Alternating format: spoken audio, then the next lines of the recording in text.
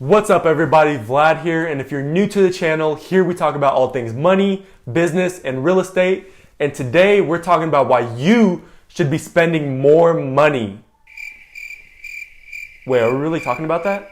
Yes, really, and today we're going a bit contrarian and going against the conventional wisdom of saving money and investing every last penny you have, especially when you're young. Gary Vee would not be proud. Garrett, you screwed up.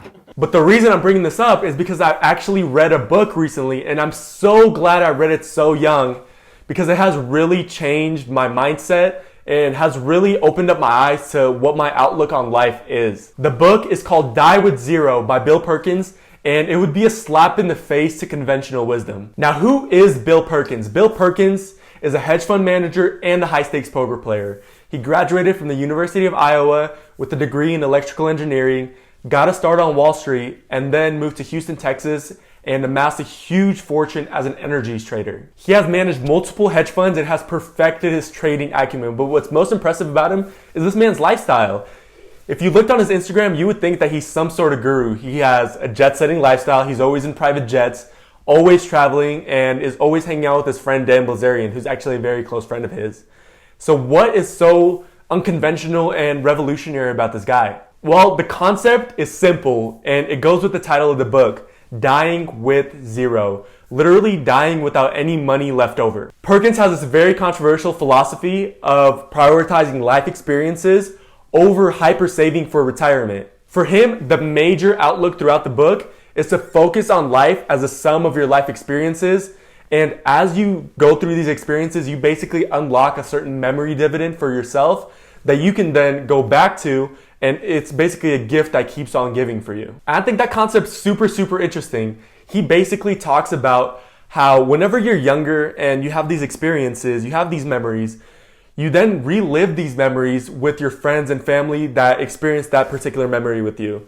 And I've never really thought about it like this, but it actually makes sense. Whenever you go on vacation, you have a good time, but whenever you come back and, a few years later, you meet up with your friends that you went on the vacation with, and you guys really start remembering all the good times you had, it kind of brings back that memory dividend for you. And, it's a big deal. It's a big deal. It's something that you could really pivot off of for the rest of your life.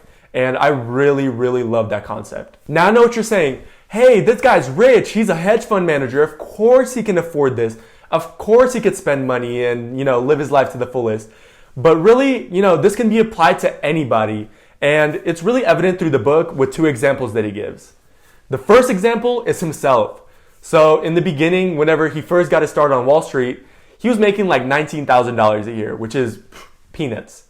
And really, he was saving every penny. He was being so frugal, and he was trying to save as much money as he could.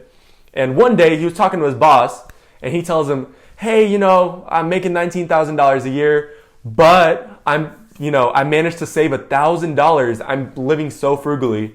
And he thought his boss was going to be like, oh, good job. But instead, his boss actually laughed at him, and he told him, like, hey, do you really think that saving this $1,000 is really gonna, pay off in the long term?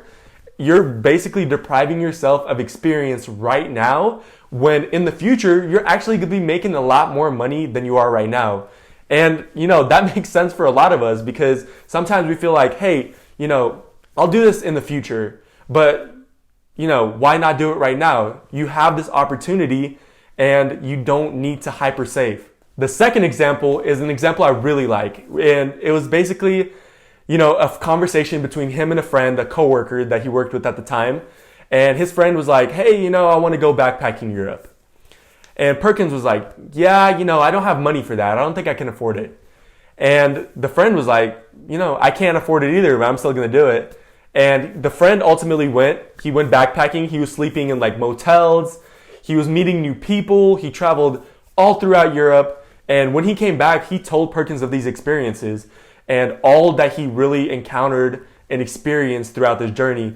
And Perkins just kind of sat back and he was like, wow, like I really missed out, because, if I would have taken that risk and actually experienced it, maybe it would have been a lot different for me.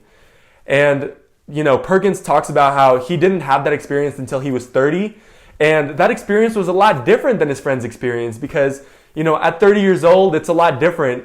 for Perkins to, go out and vacation instead of when you're young and 20 years old and you can go sleep in a motel for, $10. It's a completely different scenario. So if you would have, encountered that memory dividend earlier, it probably would have been a lot more valuable for him. Basically, the concept all comes down to the optimal use of your time. What in this very moment will give you the optimal use of your time? Like for me, in this particular moment, the optimal use of my time would be to tell you guys to smash that like button and subscribe to this channel and enjoy the videos that we are going to be posting. But for you, that might be different. For you, it might be to, take advantage of a vacation. It might be, to go and meet up with a friend you haven't met up in a while. That would be the optimal use of your time in this moment. But what about saving and investing? Yes, that's very, very important. And, that's part of the conversation as well. A lot of people actually feel like they live by the die with zero philosophy because they're living paycheck to paycheck and spending all their money on, unnecessary things. That is not what this book is about. This book is about, doing the right things of saving, investing, and being mindful, being financially responsible, but knowing when you need to, actually crack open those savings accounts and actually spend it on experiences that you can enjoy for the rest of your life. That is what this book is about. It's not about, living paycheck to paycheck and blowing all your money. That is not what I'm encouraging you guys to do. But continuing on the path of saving and investing, what has really conditioned us to oversave and, overinvest and overhoard money is, that we have been conditioned to fear not having enough money when we're older. And, that's a very rational fear because at the end of the day, a lot of Americans can't even afford to retire. They have to work, throughout their retirement or would-be retirement. So it is a very, very rational fear. But when you look at the numbers, for heads of household between the ages of 70 and 74, you're looking at a net worth of about $225,000 on average. At 74 years old, $225,000 is not going to bring you as much satisfaction and as much experience as it would for somebody that's 20, 30, or 40 years old. So really, that money is useless. That money is useless because it wasn't used optimally. If that money was slowly withdrawn and used for experiences throughout your life, throughout your 20s, 30s, 40s, and 50s, you wouldn't have that much money left over when you're 70 and can get out of bed. It's a completely different mindset than what most, financial educators will tell you. Most financial educators want you to finish off life and die with a huge net worth and a huge pile of money. But die with zero is the exact opposite of that. But then the question comes in, what about the kids? What about, the money I want to leave behind, the wealth, the assets? That's where Perkins' most unconventional idea really comes in. His thought process is basically that leaving an inheritance is very hypocritical. It's basically you taking money away from your friends, your family, your kids as they're, getting older and growing, and basically hoarding the money so you can give them a huge lump sum at the end whenever you're not even there to enjoy it. But what Perkins' philosophy is to really kind of withdraw that nest egg and spend it with your family. Experience those experiences with them so that they can actually enjoy your presence while you're still alive and you're not leaving behind a huge hoard of money. And what I think is interesting is I get a first look at that because as a real estate investor, I'm often dealing with houses that, are inherited or, are just passed down. And oftentimes these people that inherit these homes, they don't even know what to do with them. They don't know what to, if they're going to rent them out. They don't know if they're going to sell them. It's just a burden, So to some extent, it becomes a burden to your family if you're leaving behind a ton of assets. I know it sounds like a good problem to have, but at the end of the day, those assets would be a lot better if they were spent as you were going throughout life and as people could enjoy you.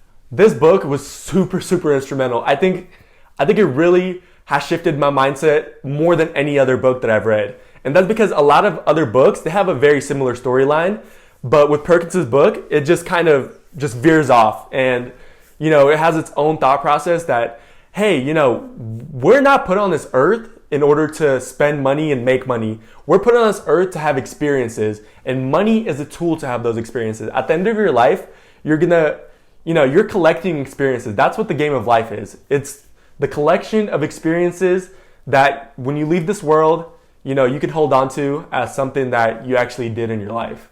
And I think it's very instrumental. I think a lot of entrepreneurs need to really hear about that. So one last thought that I'm going to leave you guys with in terms of this philosophy and this book in general is this quote. Would you rather be a 90-year-old with $20 million in your bank account or 90 years old with $1 million in your bank account and $19 million worth of experiences? Just let that soak in for a second. And when you really think about it, I'll choose the 1 million any day, because at the end of the day, those experiences are what makes life. If you can enjoy those experiences with your family, they're gonna get a lot more value out of that money, having enjoyed it with you and enjoyed your presence, than they would if you just left them a huge lump sum at the end of your life and, left them to deal with it. At the end of the day, this book is great, and I recommend it to anybody that really wants to embrace this kind of mindset and lifestyle. One last thing, make sure you guys smash that like button, subscribe to this channel, and get ready. We're going to be releasing videos 5 days a week, ranging from, mindset to entrepreneurship to real estate to making your first money in real estate even. And I look forward to doing it. I really like being in front of the camera, and most importantly, I like interacting with people. So if you guys have any suggestions, any topics you want me to discuss or make a video on, make sure you guys comment, let me know. Follow me on my socials. I'm going to leave them down below. And, send me a DM, interact with me. I want to know if you guys watched this, how you guys liked it, and we'll go from there. I look forward to it, and welcome to the journey. Peace.